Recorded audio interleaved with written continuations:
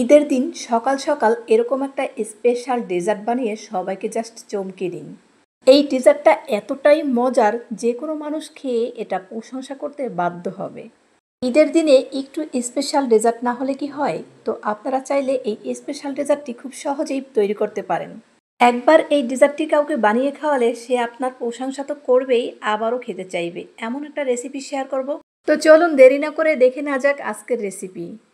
তো প্রথমে একটা প্যান নিয়েছি, সেখানে আমি দিয়ে দেব আধা কেজি লিকুইড দুধ।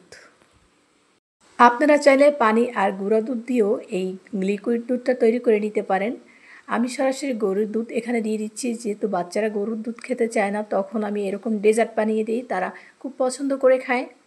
আপনারাও চাইলে যেসব বাচ্চারা দুধ খেতে চায় না তাদের জন্য এরকম ডেজার্ট তৈরি করে দিতে পারেন, তাহলে বাচ্চারা খুব পছন্দ করে খাবে। তো দুধটাকে আমি একটু জাল করে নিয়েছি, খুব বেশি জাল করার দরকার নেই, 2 থেকে 3টা বলক চলে আসলেই হবে। তো তারপরে আমি দুধটাকে নামিয়ে নিয়েছি, আর এদিকে আমি কাস্টার্ড পাউডার নিয়ে নেব।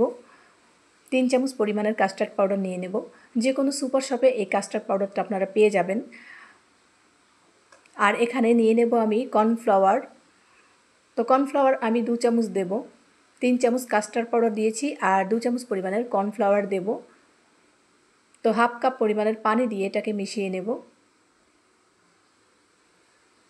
খুব ভালোভাবে মিশাতে হবে।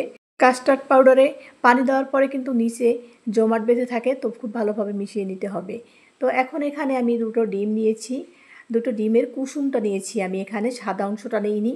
এটা মাথায় রাখতে হবে, অবশ্যই কুসুমটা নিতে হবে। আর কুসুমটাকে ভালোভাবে ফেটিয়ে তারপরে আমি এটার মধ্যে মিশিয়ে দিলাম। তো ডিমের কুসুমটা কিন্তু খুব ভালোভাবে মিশিয়ে নিতে হবে। তো আমি খুব ভালোভাবে এটাকে মিশিয়ে নিচ্ছি। তো এখন আমি একটা হ্যান্ড ডিশের সাহায্যে মিশিয়ে নেব, আরও ভালো করে মিশে যাবে এটা দিয়ে মিশালে, আর কাজটা খুব সহজে হয়ে যাবে, খুব তাড়াতাড়ি হয়ে যাবে। তো তারপরে আমি জাল করে রাখা যে দুধটা, সেটা কিন্তু এখানে এখন দিয়ে দেব।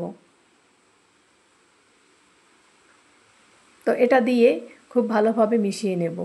আবারও আমি হ্যান্ড ডিশ দিয়ে তারপরে মিশিয়ে নিচ্ছি।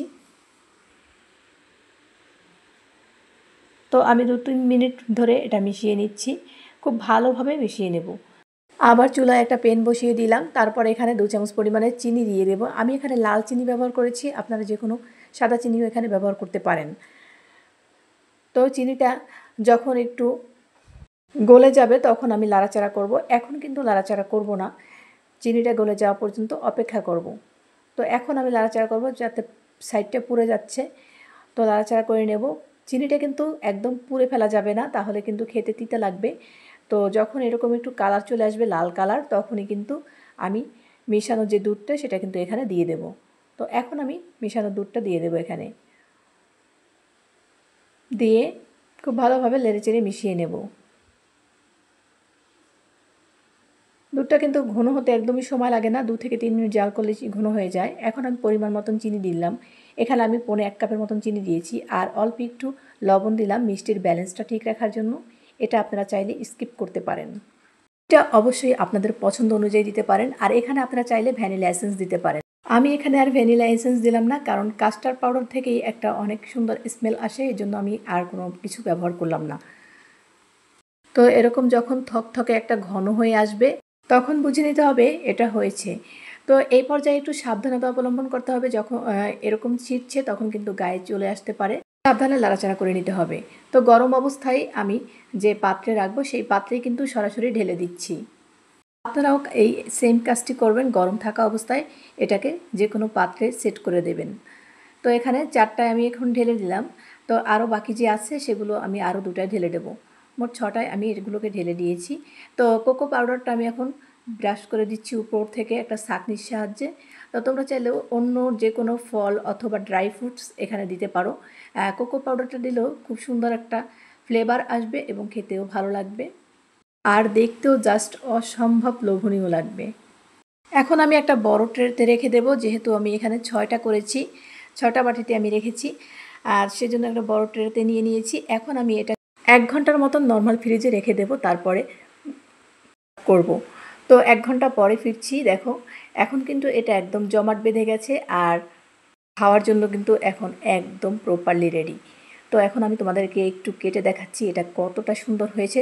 দেখেই বুঝতে পেরেছি হয়তোবা। মাশাআল্লাহ, খেতে অনেক মজার হয়েছিল। তোমরা চাইলে অবশ্যই ট্রাই করতে পারো।